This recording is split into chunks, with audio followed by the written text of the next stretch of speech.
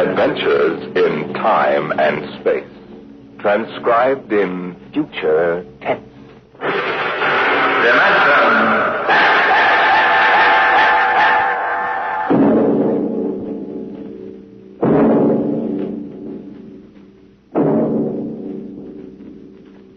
Can you predict what will come in 100 years? Or in 10? Or in the next minute? Some people think they can. Nuclear scientists, mathematicians, astronomers, biologists. They'll predict the shape of the future. Why? Because they make the future. Because they see beyond the known dimensions of time and space into the unknown. Dimension X.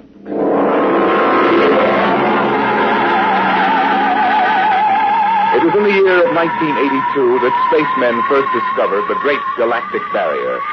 In the past 10 years, rocket travel to the moon and the nearer planets had become commonplace. And then men fixed their sights on a more distant star, the remote planet known as Volta. 5 exploratory ships went out, and none came back, each in turn disappearing mysteriously at the same vanishing point, at an invisible wall somewhere in the vast outer reaches that became known as the wrecker of spaceships, the Galactic Reef. And yet the explorers refused to admit defeat. It was on June the 2nd, 1987, that the rocket Star Cloud made ready for takeoff, the 6th to attempt to crack the barrier and win through to Volta.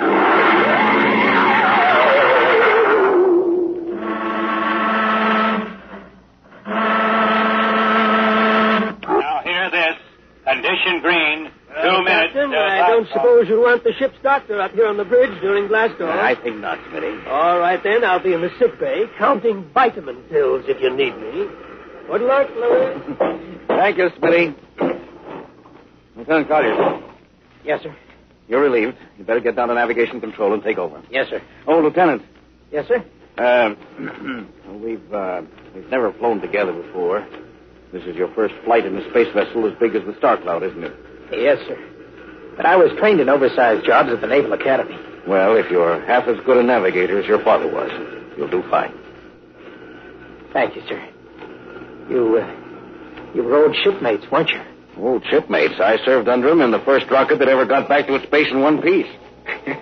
We flew that mission in a tin can not much better than a primitive guided missile. I almost went along on the last trip your father made to the barrier. Too bad about that. Yes, sir. That's all, Collier. I'll bust you when you get down to nav control.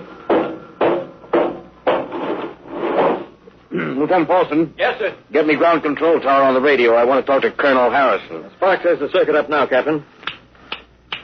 Go ahead, sir. I patched in our bridge speaker. Colonel Harrison? Yes, Captain? We're standing by for takeoff in 60 seconds. Good. The field is cleared of all personnel. We'll try to reestablish radio contact immediately after takeoff. In any event, there'll be a 24-hour ground monitor. Fine. Good luck. I hope you make it. Thank you. Bridge to navigation control. Nav control, Collier. Ready, Lieutenant? We're ready, Captain. The course is in the integrator for takeoff at 1200 hours. All right. Stand by for blastoff. Bridge to engine room. Fire up your rocket chambers. Take off at exactly 1200 hours. I'll read you off. 20 seconds.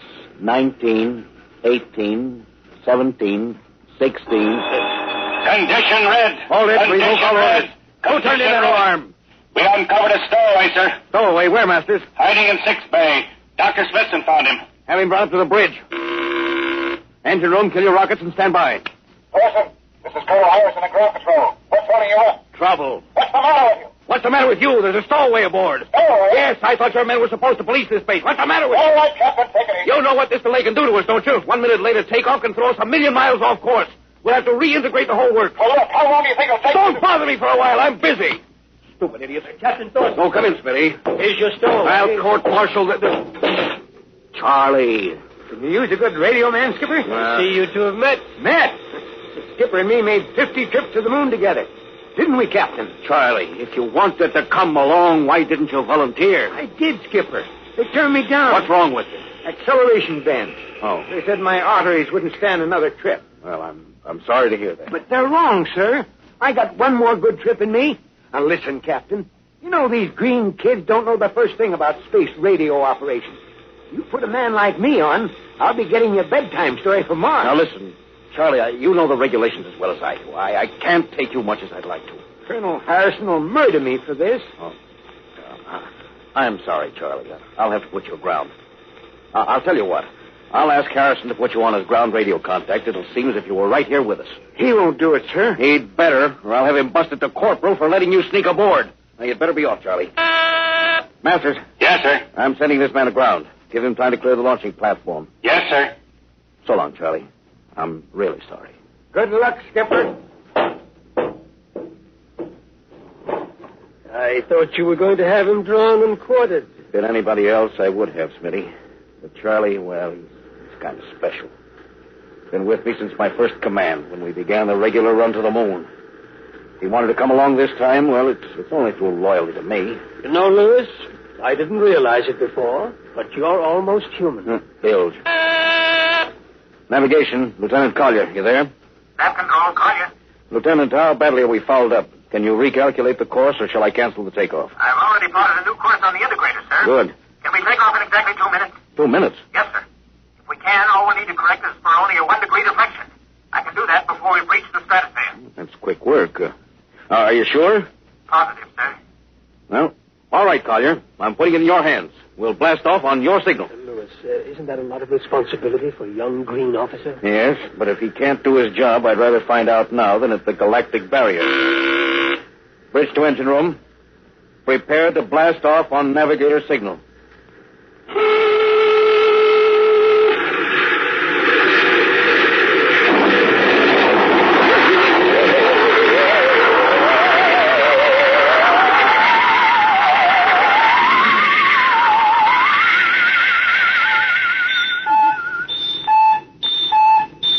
How are we doing, Collier? Coming on the bearing, sir. 4, 3, 2, 0. We've intersected the course vector. Good work, Collier. The course is corrected, sir. Ready to go into atomic overdrive anytime you say. All right, stand by. Now hear this. Prepare for maximum acceleration. Bridge to engine room. Kill your rockets. Rockets out. Fire up number 1 cyclotron. Number 1 ready. Fire up number 2. Number 2 ready. Withdraw your dampening rods. Aye. Fission chamber ready. Blast tubes cleared. All generators operating at capacity, sir. Right. Go into overdrive on the count of 0. 5 seconds, Captain. 3, 2, 2, 1, 1, 0. 0.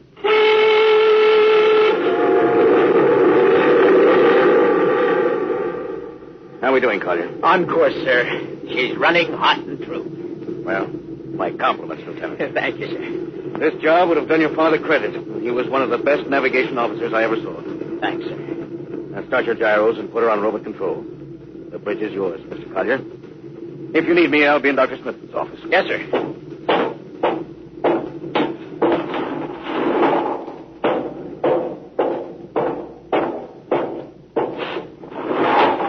Well, Lewis, I see you got us off the ground. You can thank young Collier for that. Chip off the old block. You knew his father? Matter of fact, I knew him very well. First-rate spaceman. Is he the one who... Yes. He was lost in the galactic barrier on the second ship we sent out to Volta. Lewis, just what do you think this galactic barrier is? Your guess is as good as mine, Doc. All I know is that 5 ships have gone into it. None of them have come back out. How about Miss Struvik's theory that it's a time warp in space, that the ships reach it and slip into another dimension? Rubbish. My theory is that the galactic barrier is nothing more than a radioactive layer of some kind. What makes you say that? Well, we know that radar signals bounce off it like they were hitting an invisible glass wall. And we know that it destroys our ships and crews in some way. There's no other logical explanation. What makes you think we can get through it, Lewis? Because we're ready for it. The others weren't. The entire hull is completely shielded with lead. We can crack through any radioactive cloud ever detected. Besides, we're equipped with some new UHF radio devices that should enable us to maintain radio contact with Earth. Nothing can happen. Absolutely nothing. Who are you trying to convince? Myself, I suppose. Lewis, you've had your share of glory. First skipper to reach the moon back in 1962. Yeah. You could have retired. Why are you risking this trip? Because 5 ships are missing. And men like Prentice and Marketson and young Collier's father. I'm tired of seeing good men fed into that meat chopper. Then why are we going? We haven't any choice, Smitty. We're in a race, the kind of race where men and ships are expendable. According to Interspace Code, the first nation to reach Volta can claim it. Personally, I want no part of it. Doc, there are a dozen nations who feel very differently about that. I know. You're right, of course. Well, at least it won't be boring. I'll have to play physician morale builder and mother substitute for 112 slightly nervous men. Your morale doesn't sound too good, Doc. As morale officer, I can state without fear of contradiction, it is terrible. And something tells me that as we approach that galactic barrier, I'm not going to be alone.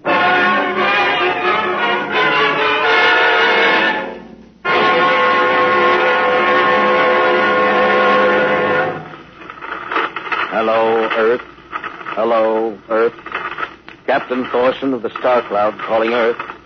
Star Cloud to Earth. Can you read me? Hello, Star Cloud.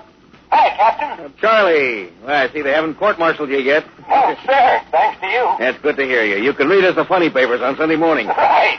How's our signal? Strong. Clears the bell. Well, here's our log report for Colonel Harrison. Ready? Shoot. June 2nd, 1987. 4 weeks out from Earth. Running through, no radiation. Operation normal. Still making our approach to the galactic barrier. That's all, Charlie. See you later. Good luck, Captain. I sure wish I was with you.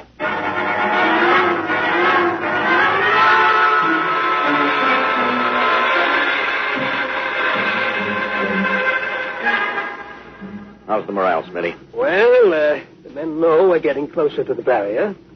They're beginning to show a little tension, Lewis. How's their physical condition? Any sickness? About half the crew has come down with space flu. I was afraid of that. Bad? Oh, same as usual. Lips and hands with a bluish cast. Eyes are sensitive to infrared. I don't know. When I first started flying these tin cans, nobody ever heard of space blues. There's a theory it's caused by the terrific acceleration of the atomic overdrive. The change in gravity affects the circulation. What do you think? Oh, I think it's psychosomatic. I've noticed that the same men who get space blues under tension on a ship tend to get blue coloration back on Earth when they're upset. I guess it's an occupational disease of space navigators. You think it's just nerves, then? I don't know. Young Collier's got a bad case. Yes, I think it's tension from overwork. Yeah. Maybe he needs some vitamins. Lewis, when will you realize that vitamins are not a panacea for all the troubles of mankind?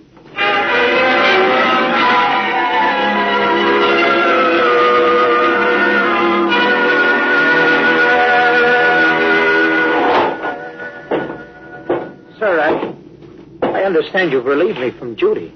Dr. Smithson says you aren't looking very well, Collier. I'm just giving you a rest. But, sir, I feel perfectly able to continue. Your lips were as blue as Minnetonka. Captain, I'd like to remain at my post. Now, don't be so foolhardy, Lieutenant. I'm not being foolhardy, sir. You see, I have a special personal reason for wanting this expedition to reach Volta. Oh, your father? Yes, sir, my father. You think he might still be alive? Sir, I have to find out what happened. I think I understand. Very well, Collier. Report back to duty.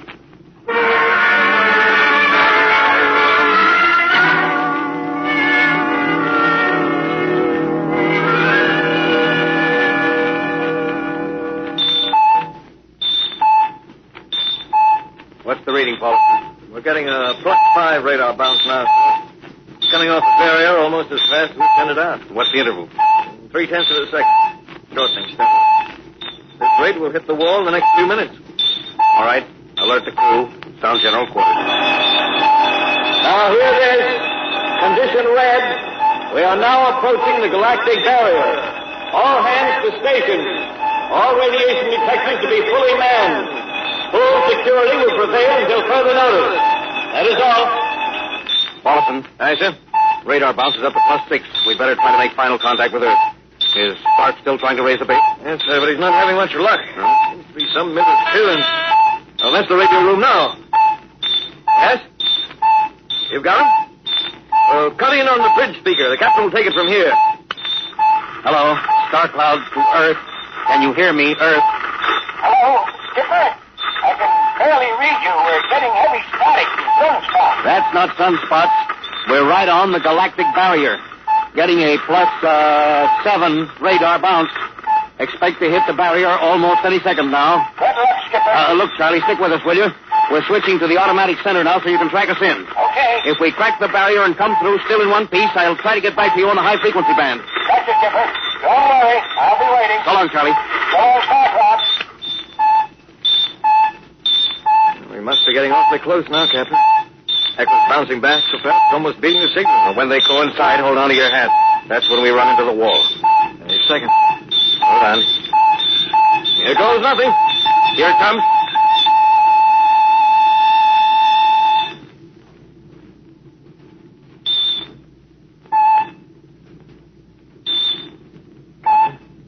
What? Nothing happened.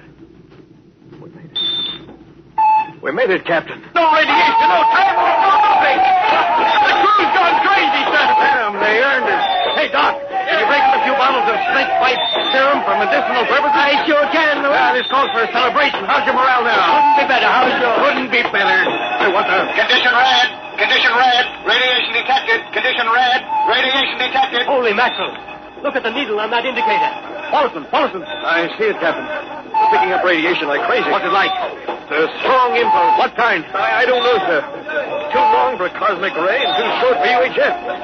Ship's lousy with it. Man, your battle station! Paulson, track it down. Triangulate it and make it fast. I want a directional fit. Yes, sir. Engine room. Yes, sir. We're picking up radioactivity. Is it the fission chambers? No leak here, sir. I'll check your gauges. Nothing here, Captain. Must be coming from outside. Damage control. Yes, sir. Is radiation penetrating the lead field? Haven't found anything yet, sir. Well, keep at it. Paulson, how are you doing? I've got it fixed, Captain. What is it? I'll have to check my figures. Hurry up. The angle is coming. Come on, man, for Pete's sake, what's the radiation from? It's coming from inside the ship. That's impossible. Oh, sir, I checked it twice. Well, it's got to be the engines. If it is, we're finished. Engine room. Yes, sir. That radiation must be in the overdrive pile. No, sir. It isn't here, sir. Are you, sir? Yes, sir. All right, keep checking.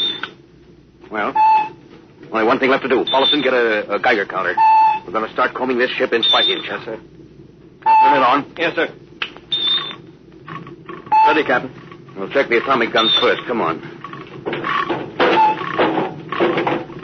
We'll cut through the officer's quarters to ordnance. Yes, sir.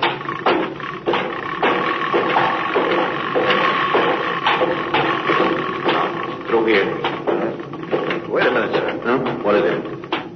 Signal is weaker now. Yeah. Let's go back.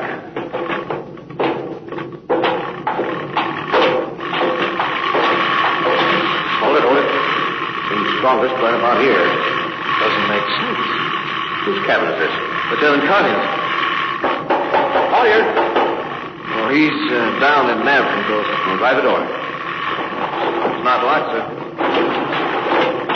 Yes, it's in here, all right. Listen to that counter. It's strongest over here. Open that wall cabinet. It's locked, sir. I'll smash it.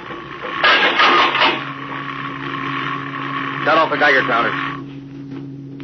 Well, what do you make of this, Paulson? Well, it looks like some sort of portable transmitter, sir. Must be foreign manufacture. I don't recognize the calibration symbols at all. I've never seen anything like it. Which raises a small question. What is Lieutenant Collier doing with a transmitter in his cabin? I don't know, sir. Well, I intend to find out, Paulson. Get down to nav control and bring Collier up to the bridge on the double. Hadn't we better find some way to shut this thing off first? I know a way.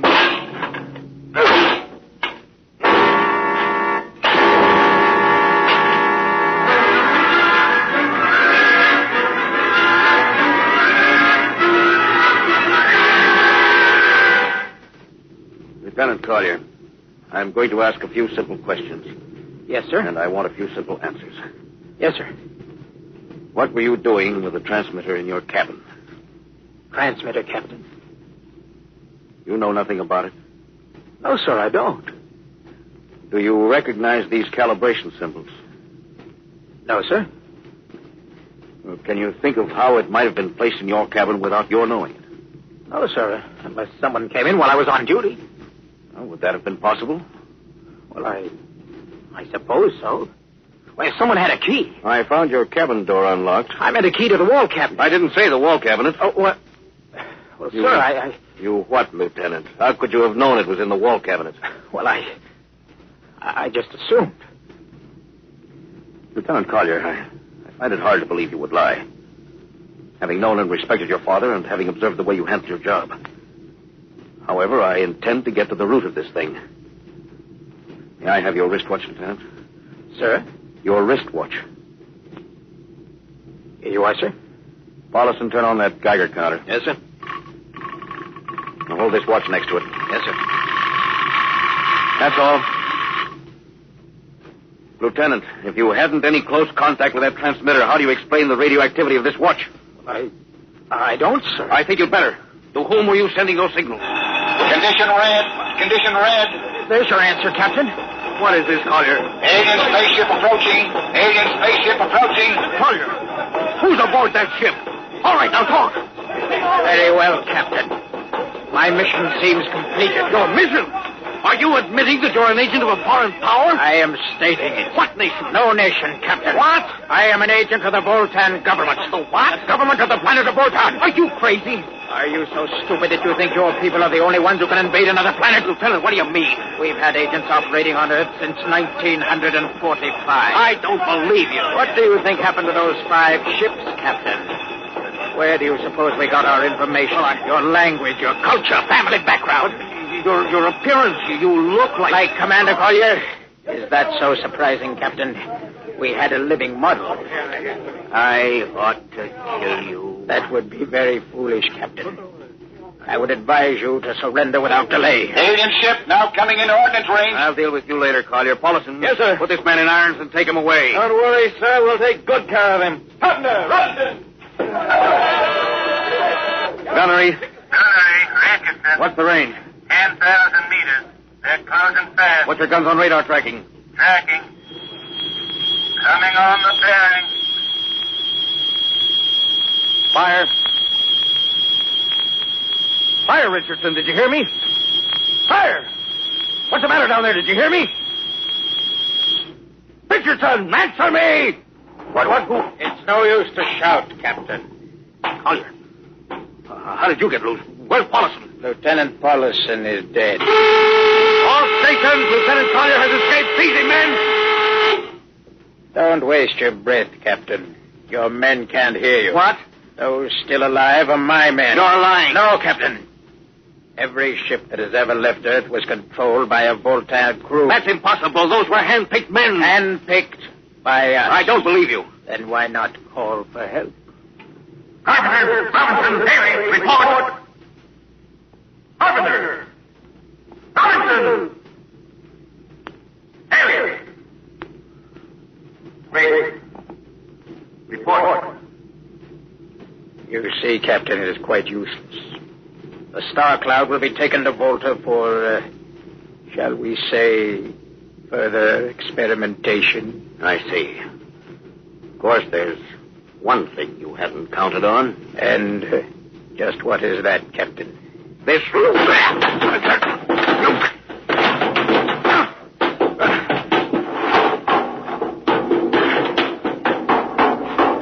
Carpenter! Are you in there, Lieutenant Carpenter? They can't all be dead. There must be one alive. Smitty! Dr. Smithson! Smitty! Oh, Smitty. What have they done to you? Lewis. Those dirty... don't talk. I must leave, Lewis. Not much time. Lewis, space blues. Space blues? What is it, Smitty? What are you trying to tell me? All men with space blues. Voltan. Here, let me help you. No, Lewis. Get message back to Earth.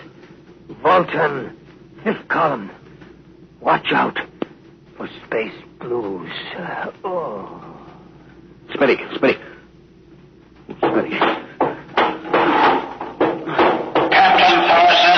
Captain Thorson, you can't hide from us now. Come back to the bridge and surrender, or my men will come and get you. Oh, yeah? Captain Thorson! Captain Thorson!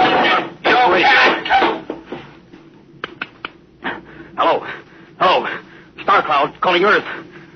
Please, God, let me through before it's too late. Hello? Start onto Earth. Come in, please. Come in, please.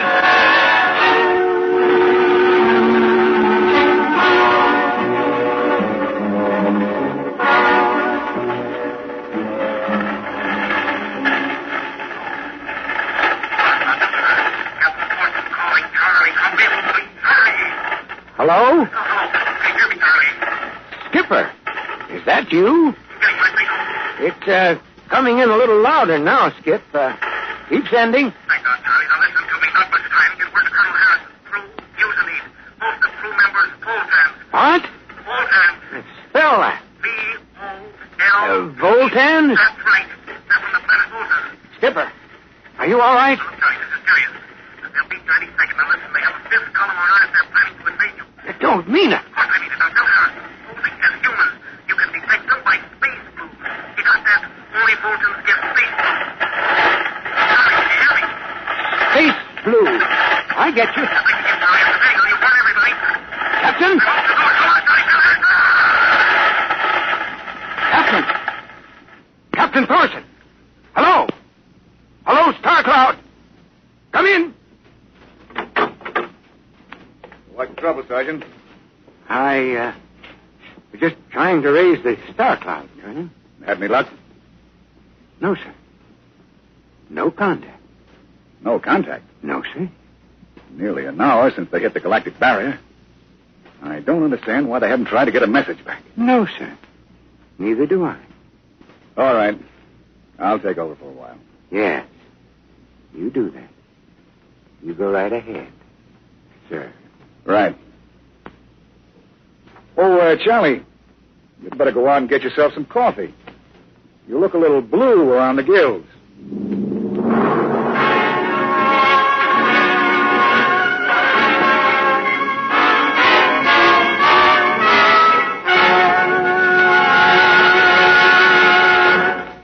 You have just heard No Contact, an adventure in time, space, and the unknown. The world of...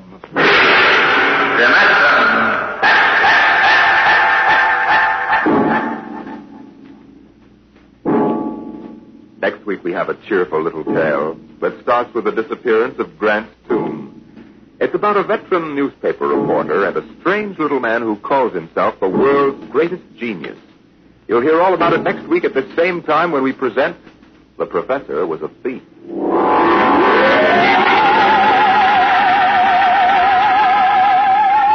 Dimension X has presented No Contact, an original story written by George Lefferts from a storyline by Lefferts and Ernest Kenoy. Featured in the cast were Louis Van Ruten as Captain Thorson, Donald Duca as Lieutenant Collier, and Cameron Prudhomme as Charlie. Your host was Norman Rose. Music by Albert Berman, engineer Bill Chambers. Dimension X is produced by William Welch and directed by Edward King.